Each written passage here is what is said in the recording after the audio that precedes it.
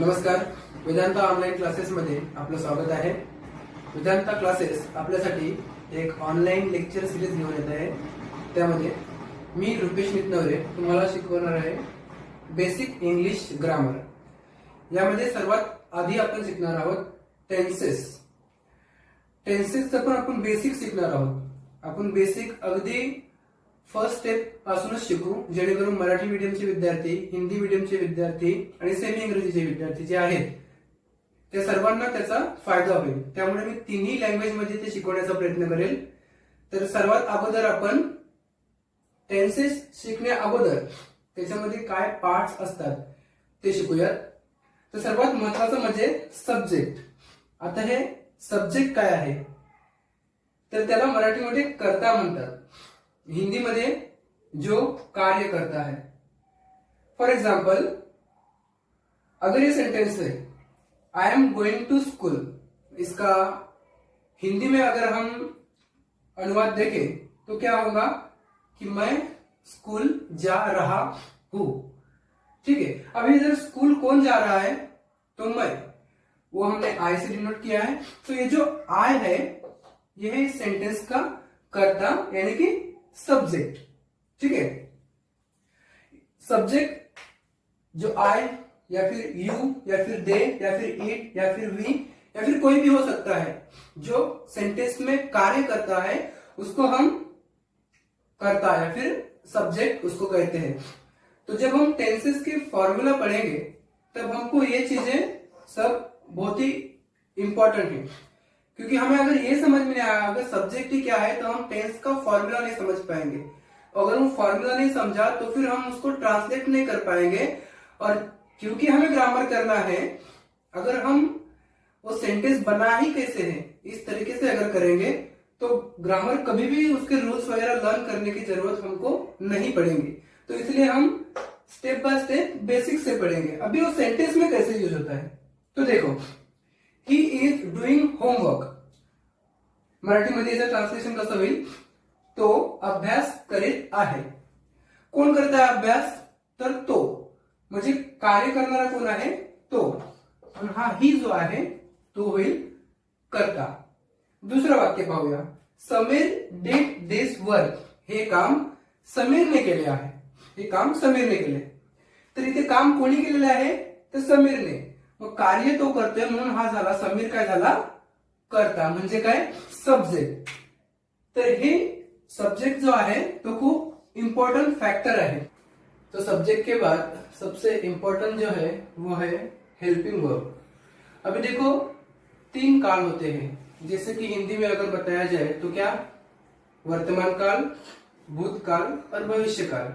मराठीमध्ये पण सेम वर्तमान काल, भूतकाळ आणि भविष्यकाळ असतो. त्याला इंग्लिश मध्ये काय म्हणतात, प्रेजेंट, पास्ट एंड फ्यूचर. तो प्रेजेंट में हम देखेंगे कि इंग्लिश में उनका रूपांतर या फिर मराठी में उनका रूपांतर या फिर हिंदी में, इन तीनों को हम कन्वर्ट करते हुए क्या हमें देखना चाहिए. तो देखो, एम इज आर ये होता है प्रेजेंट में. अभी एम इज आर का हिंदी प्रत्यय क्या होता है, वो वाक्य के अंत में रहता है. हो, हु, है, रहा है, ये वाक्य के अंत में होता है. मराठीमध्ये काय असतं, आहे, आहेत, त आहे, त आहेत आणि आहोत. ठीक आहे. याचं एक्झाम्पल पाहूया.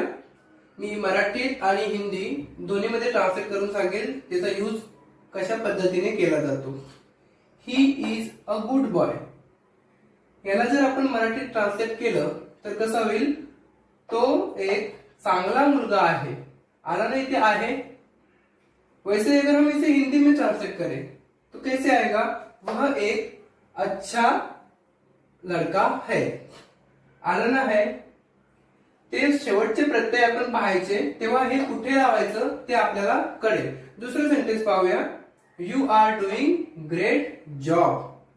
तू एक खूप चांगलं काम करत आहे. करत आहे, त आहे. आलं ना. अशा प्रकारचे शब्द वाक्याच्या शेवटी येतात आणि ते वर्तमान काळामध्ये असतात. हिंदी में कैसा होगा, you are doing great job. तुम एक बहुत अच्छा काम कर रहे हो. रहा है, रहे हो. तो ये सब बातें क्या दर्शाती है कि जो एक्टिविटी हो रही है वो किस में हो रही है, प्रेजेंट में। तो वहां पे हम क्या यूज करेंगे, या तो एम यूज करेंगे या फिर एम यूज करेंगे या फिर इज यूज करेंगे या फिर आर। ठीक है, अब इनको और डिटेल में हम बाद में पढ़ेंगे। फिलहाल तो हमें वो जो फॉर्मूला है उसको पढ़ने के लिए ये सब बातें समझनी है। तो हेल्पिंग वर्ब इंपॉर्टेंट है। उसी तरह से हम अभी ये प्रेजेंट में है, पास्ट में कैसा होता है ये देखते हैं। तो जशा प्रकारे आपण एम इज आणि आर पाहिलं, हे वर्तमान काळामध्ये आपण वापरतो, प्रेझेंट मध्ये वापरतो। तर जे रूल आपण याच्यात पाहिले तेच सेम येतात वॉज आणि वेअर साठी, पण हे कशामध्ये आहे, भूतकाळामध्ये। ये सब होता है पास्ट में। तो अभी पास्ट में अगर कोई क्रिया चालू है या फिर पास्ट में कोई चीज हो चुकी है तो उसको हम कैसे, उसको सेंटेंस में लिखते समय वॉज या फिर वेयर लिखते हैं। अभी वॉज किसके लिए लिखते हैं, जब सब्जेक्ट एक हो, और वर्ब तब लिखते हैं जब सब्जेक्ट एक से ज्यादा हो। अभी देखो, अगर सेंटेंस है it was a good day, इसका हिंदी में क्या मीनिंग होगा, वह एक अच्छा दिन था। मराठी मध्ये काय होईल, तो एक चांगला दिवस होता। अभी वह एक अच्छा दिन था, सेंटेंस के एंड में था आ गया। ठीक है, मतलब था आ गया तो हमें समझ में आता है कि ये पास्ट में सेंटेंस है। तसंच मराठीमध्ये होता, होता म्हणजे काय, भूतकाळ, म्हणून तो होता शब्द आला, वॉज आला की समजायचं की हा काय आहे, पास्ट मधला आहे। ठीक आहे, दुसरा सेंटेन्स काय, दे वर स्टेरिंग ऍट मी। आता इथे दे आहे, दे म्हणजे काय, एकापेक्षा जास्त तिथे सब्जेक्ट आहेत, कर्ता आहे, म्हणजे काय, दे म्हणजे ते, आणि ते असल्यामुळे इथं वर यूज केलेला आहे। दे वर स्टेरिंग ऍट मी म्हणजे काय, ते माझ्याकडे पाहत होते। आता त्यांची क्रिया तिथे चालू आहे, पण काय, भूतकाळामध्ये, म्हणून काय आले, त, होता, होती, होते। आता त आणि होते यूज करू आपण तिथे, ते माझ्याकडे पाहत होते। उसी तरह से हिंदी में भी आएगा, वह मेरे तरफ देख रहे थे। तो इस तरह से जैसे हमने प्रेजेंट का किया वैसे ही पास्ट का करेंगे, और ये दोनों लगभग सेम है, बस इसका यूज हम प्रेजेंट में करते हैं और इसको हम पास्ट में यूज करते हैं। आता पुढचं जे महत्वाचं आहे ते काय आहे, हॅव आणि हॅज। आता हे देखील वर्तमान काळामध्येच आपण यूज करतो, परंतु काय, क्रिया पूर्ण झालेली आहे तेव्हा आपण हे यूज करतो। म्हणजे काय, वाक्याच्या शेवटी असतं मराठीमध्ये ला आहे, आहोत, म्हणजे काय, मी पोहोचलो आहे असं आपण म्हणतो ना, मी पोहोचलो आहे म्हणजे आपली क्रिया काय झालेली आहे, पूर्ण झालेली आहे। तसंच उसी तरह से हम हिंदी में भी ये किया हुआ है, मैंने किया है। ठीक है, उस तिथं आपण एक्झाम्पल पाहू, they have given me this opportunity म्हणजे काय, मराठीमध्ये जर म्हटलं तर त्यांनी मला ही संधी दिलेली आहे, म्हणजे ती क्रिया पूर्ण झालेली आहे।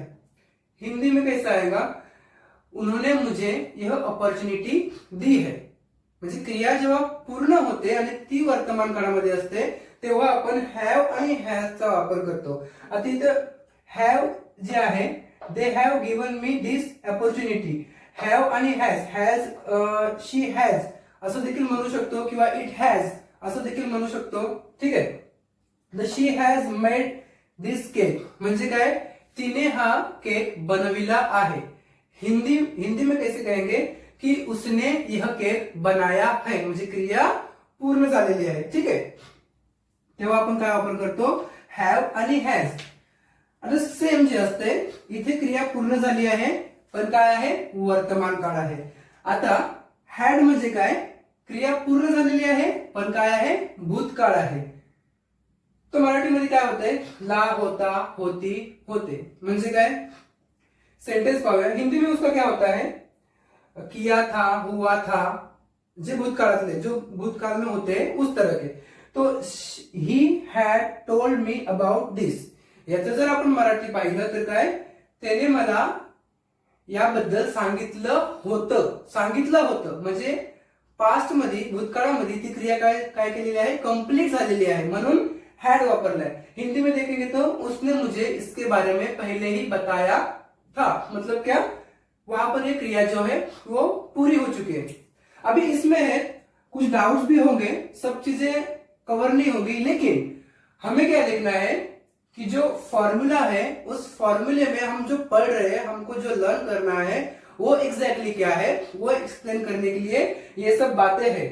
इसमें पूरी कंसेप्ट कवर होंगी यह नहीं है, कंसेप्ट और टेंसेस होने के बाद ही कवर होंगी, लेकिन उसमें वो जो फॉर्मूले में हमें कुछ प्रॉब्लम नहीं होना चाहिए, इसलिए हम और भी बेसिक में गए हैं। अगदी बेसिक पासून आपण सुरू केले आहे, म्हणजे ज्याला इंग्लिशचं एकदम अगदी 0% त्याला काहीच माहित नसेल तो देखील इथून स्टार्ट करू शकतो, म्हणजे ते फॉर्म्युला जो आहे तो फॉर्म्युला देखील कसा बनला है ते आपल्याला यावरून समझू सकते हो। तो अब तक हमने पढ़ा सब्जेक्ट क्या होता है, उसके बाद हेल्पिंग वर्ब क्या होते हैं। ओके, हम अभी क्या कर रहे हैं कि एक सिंपल से सिंपल जो सेंटेंस है उसमें जो होता है सब्जेक्ट, हेल्पिंग वर्ब और उसके बाद होता है ऑब्जेक्ट। ये मैं एक सिंपल सेंटेंस की बात कर रहा हूँ जो कि टेंस में हम यूज करने वाले हैं। तो उसमें जो है अभी हम देखेंगे ऑब्जेक्ट क्या है। ठीक है, ऑब्जेक्ट को मराठी में कर्म भी कहा जाता है। कर्म मतलब क्या कि जिस पर क्रिया की जाती है। अभी देखो ये जो ऑब्जेक्ट है उसको कैसे पहचाने, अगर सेंटेंस में कोई ऑब्जेक्ट है तो उसको कैसे पहचाने, तो उसका एक सिंपल ट्रिक है कि जो हमारा वर्ब है उसको हमें क्वेश्चन पूछना है। अब वर्ब तो हमें पता होते हैं क्या है, ठीक है। तो एग्जाम्पल देखो, he went to market, Marathi मध्ये कसं येईल, तो बाजारात गेला। ठीक आहे, तो बाजारात गेला, वेंट म्हणजे काय जाणे, तो गेला। याला विचारायचं कुठे गेला, तर तो आन्सर देईल बाजारात। मग हा जो आहे तो झाला ऑब्जेक्ट। हिंदी में भी समझाता हूं, ही वेंट टू मार्केट का मतलब है वह बाजार में गया। ठीक है, अभी वह बाजार में गया, वो कहा गया, वेंट मतलब क्या जाना, वो कहा गया, इसको क्वेश्चन पूछना है, वो कहा गया, तो ये हमें बताएगा कि वो मार्केट में गया, बाजार में गया। ठीक है, तो ये हो गया हमारा ऑब्जेक्ट। दूसरा एक सेंटेंस देखेंगे, आई नो हिम। अभी देखो हमने क्या पढ़ा है, हमने पढ़ा है सब्जेक्ट, तो इसमें सब्जेक्ट जो होगा ये होगा और ये भी वर्ब भी है, लेकिन ये क्या है, ये सिंपल प्रेजेंट टेंस में। वो मैं टेंस पढ़ाते वक्त तुमको एक्सप्लेन करूंगा ये क्यों आता है, यहाँ पर एम इज आर क्यों नहीं आया। हालांकि ये प्रेजेंट में है लेकिन इसमें एम इज आर क्यों नहीं आया वो मैं टेंस पढ़ाते वक्त आपको एक्सप्लेन कर दूंगा, क्योंकि ये क्या है सिंपल प्रेजेंट टेंस में। ठीक है, तो अभी आई नो हिम, नो मतलब क्या पहचानना, तो इसका मीनिंग क्या होगा, मैं उसे पहचानता हूं। तो अगर हमें इसमें ऑब्जेक्ट कौन सा है ये ढूंढना है, तो हमें पता है ये सब्जेक्ट है, ये वर्ब है, वैसे समझ में आ रहा है ये ऑब्जेक्ट होगा, लेकिन फिर भी इसको क्वेश्चन पूछना है, नो तुम किसे पहचानते हो, तो कहेगा उसको। तो ये हो गया हमारा object, subject, verb and object. एक और एग्जांपल देखते हैं, दे प्लांटेड मेनी ट्रीज। ठीक है, दे प्लांटेड, अभी यहाँ पे प्लांट करना मतलब क्या, पेड़ पौधे जो हम पौधों को जब लगाते हैं उनको क्या कहते हैं, प्लांट करना कहते हैं। ठीक है, इसका मीनिंग क्या होगा, उन्होंने बहुत सारे पेड़ लगाए। ठीक है, अभी उन्होंने क्या लगाए, प्लांटेड मतलब क्या पेड़ लगाना। ठीक है, उन्होंने क्या लगाए, इस वर्ब को हम क्या पूछेंगे, क्वेश्चन पूछेंगे, तो वो क्या बताएगा, मेनी ट्रीज, उन्होंने क्या लगाए, ट्रीज लगाए। तो ये जो ट्रीज है वो हो जाएगा हमारा ऑब्जेक्ट, और किसने लगाए, उन्होंने, मतलब क्रिया कौन कर रहा है, दे, तो ये हो गया हमारा सब्जेक्ट। ठीक है, एक और लास्ट सेंटेंस देखेंगे, she went to play football. ठीक है, वो फुटबॉल खेलने गई।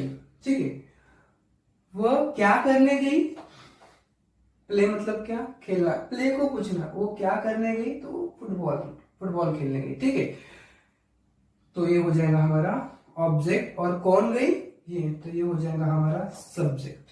ठीक है, तो हमने क्या पढ़ा, subject, verb, helping verb, subject, helping verb और ऑब्जेक्ट। ठीक है, तो अब जब हम टेंस के फॉर्मूलाज पढ़ेंगे कि जैसे कि मैथ्स के फॉर्मूले होते हैं, उस मैथ्स के फॉर्मूले उसका बेसिक अगर आप पढ़ोगे तो अच्छी तरीके से आप मैथ सॉल्व करते हो, उसी तरह ये टेंस का फॉर्मूला है जो सब तुमको सिर्फ एक ही बार लर्न करना है। अगले लेक्चर में हम टेंस को डिटेल में पढ़ेंगे, तब तक आपको इन सब का अच्छे से स्टडी करना है, और हम जब ऑनलाइन आएंगे तब इनकी टेस्ट भी ले लेंगे, तो उससे अगर आपको कुछ डाउट भी है तो वो भी आप पूछ लोगे।